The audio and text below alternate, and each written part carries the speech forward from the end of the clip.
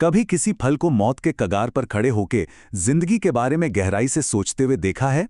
आज हम जिस विषय का विश्लेषण करने वाले हैं वो देखने में भले ही एक बेहद साधारण और बेतुकी सी कहानी लगे, लेकिन असल में ये आधुनिक जीवन की एक बहुत ही गहरी और अजीब सच्चाई को उजागर करती है। एक बूढ़े सेब की कहानी। एक ऐसी कथा जो जीवन, मृत्यु और आज की इस डिजिटल दुनिया के खोखलेपन पर इतनी करारी चोट करती है कि आप सोच में पड़ जाएंगे। अब जरा इस बात पर गौर कीजिए। जीवन के बिल्कुल अंतिम पड़ाव पर, मौत के एकदम करीब खड़े एक सेब की आखिरी इच्छा आखिर क्या हो सकती है? ये कोई मामूली सवाल नहीं है। जब समय मुट्ठी से रेत की तरह फिसल रहा हो तो एक फल के अस्तित्व का संकट कैसा होता होगा? क्या वो मिट्टी में वापस मिलना चाहता है या किसी का पोषण करना चाहता है? चलिए, इस बेतुके लेकिन गहरे सफर के पहले हिस्से की तरफ बढ़ते हैं। सेब की आखिरी इच्छा। काश एक बार अनार खा पाता। इस अंतिम इच्छा की विनाशकारी सादगी को महसूस कीजिए। एक सेब जो खुद एक फल है, वो मरने से पहले किसी दूसरे फल का स्वाद चखना चाहता है। और इसमें सबसे बड़ी, सबसे दर्दनाक विडंबना पता है क्या है? उसके पास पहले से ही एक अनार का बीज पड़ा हुआ था। मंजिल बिल्कुल करीब थी, लेकिन चाहत कुछ और ही थी। अब जरा घटनाओं के इस क्रम को देखिए। कुछ मिनटों तक वो सेब अपनी मौत के बारे में सोचता है। फिर अगले कुछ मिनट वो उस अनार के बीज को बस अपने पास रखता है। वो उसे खाने ही वाला होता है कि अचानक, महज कुछ ही सेकंड्स में, उसके दिमाग में एक बिजली सी कौंधती है। और फिर वो उस बीज को खाने के बजाय जमीन में बो देता है। अपनी आखिरी भूख मिटाने के कगार से हटकर भविष्य के लिए बीज बोने का ये अचानक लिया गया फैसला वाकई बहुत नाटकीय है। लेकिन क्या ये सफर इतना आसान होने वाला था? बिल्कुल नहीं। यहीं से शुरू होती है एक निष्फल खोज। हर तालाब सूखा मिला। इस एक लाइन का भारीपन महसूस कर रहे हैं आप? वो बूढ़ा सेब अपनी बची खुची जान लगाकर बीज बोने के बाद पानी की तलाश में दर-दर भटकता है, लेकिन प्रकृति पूरी तरह से उसके खिलाफ खड़ी है। ये वाक्य आसपास के माहौल की कठोरता और उस बंजरपन को इतने तीखे ढंग से सामने रखता है कि मन उदास हो जाता है। और इस अंतहीन, बेनतीजा खोज का परिणाम क्या हुआ? थका हारा, पूरी तरह से थका हुआ और पराजित, एक ऐसे प्रयास में अपना सब कुछ लगा देना जिसका कोई भविष्य न हो।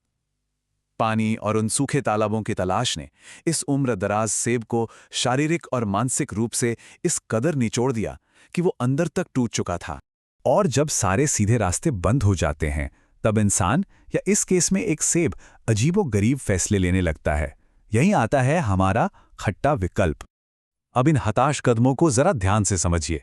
पहला कदम, वो थका हारा सेब किसी तरह एक नींबू के पेड़ के पास पहुंचता है। दूसरा कदम, वो एक नींबू तोड़ता है। और तीसरा कदम, वो उस खट्टे नींबू का रस उस अनार के बीज पर निचोड़ देता है। जीवन देने वाले पानी की जगह अत्यधिक अम्लीय नींबू के रस का इस्तेमाल। ये उन दुखद और बेतुके कदमों को दर्शाता है जो वो अपनी विरासत को बचाने के लिए उठाता है। अगर हम इस सेब के डिस्परेट लॉजिक यानी हताश तर्क को ब्रेक डाउन करें तो तस्वीर कुछ ऐसी बनती है। उसने ताज़े पानी की तलाश पूरी तरह छोड़ दी। कृषि विज्ञान के जो बेसिक नियम होते हैं उन्हें उठाकर ताक पर रख दिया। उसने ये मान लिया कि भाई खट्टा रस हाइड्रेशन का काम कर जाएगा, और अंत में बीज की किस्मत को पूरी तरह भगवान भरोसे छोड़ दिया। ये अंतिम प्रयास सच में पूरी तरह से बेतुका था। तो इस अजीबोगरीब एक्सपेरिमेंट के बाद अगली सुबह क्या होता है? चलिए देखते हैं इस अप्रत्याशित फसल को। और परिणाम पूरी तरह चौंकाने वाला है। उम्मीद बनाम वास्तविकता। उम्मीद तो यही थी कि अनार का पौधा उगेगा, जाहिर है बीज अनार का ही था, लेकिन असलियत, वहां एक नींबू का पौधा उगाया। सोचिए जरा, नींबू के रस की खटास ने किसी तरह अनार के बीज के जेनेटिक्स को ही पूरी तरह से बदल कर रख दिया। यह विज्ञान नहीं, यह किस्मत का एक बहुत ही क्रूर मजाक था। बूढ़ा सेब उदास हो गया।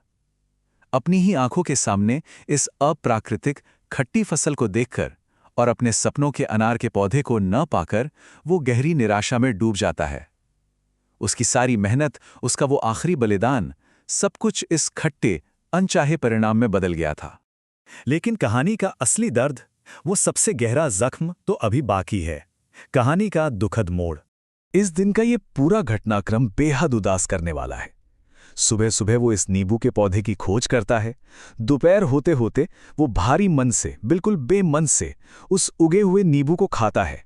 और फिर शाम ढलते ढलते वो फूट फूट कर रोने लगता है। अपनी ही गलती से उपजे उस खट्टे फल को खाना और फिर उन आंसुओं का सैलाब, ये पूरा कालक्रम दिल दहला देने वाला है।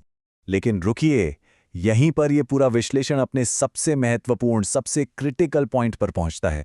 वो बूढ़ा सेब असल में रोया क्यों? क्या वो नींबू के उस भयानक खट्टेपन की वजह से रो रहा था?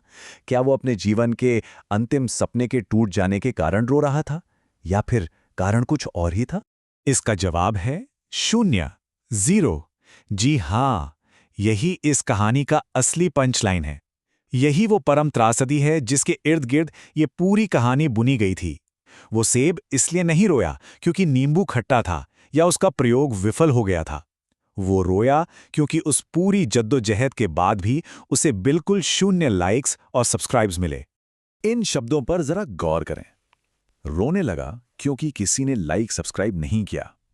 ये एक लाइन पूरी तरह से फोर्थ वॉल को चकनाचूर कर देती है।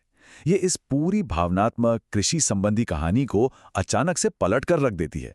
ये साबित कर देती है कि ये पूरा का पूरा संघर्ष, वो आखिरी इच्छा, वो पानी की तलाश, कुछ और नहीं बल्कि डिजिटल एंगेजमेंट और इस आभासी दुनिया में मान्यता पाने की एक हताश गुहार थी, जो हमें इस अंतिम और सबसे गहरे सवाल पर लाकर खड़ा कर देता है। क्या हमारा सारा आधुनिक संघर्ष, हमारी सारी जद्दोजहद सिर्फ एक ऐसे दर्शकों के लिए किया जा रहा प्रदर्शन है जो शायद वहां मौजूद ही नहीं है? इस बेतुकी कहानी का यह विश्लेषण ये सोचने पर मजबूर कर देता है कि डिजिटल वैलिडेशन की एक खोखली चाहत हमारे वास्तविक जीवन के संघर्षों को कितना बेमानी बना देती है। इस पर जरूर विचार कीजिएगा कि हम अपने जीवन का बीज असल में किसके लिए बो रहे हैं। इस विश्लेषण में साथ जुड़ने के लिए बहुत बहुत धन्यवाद।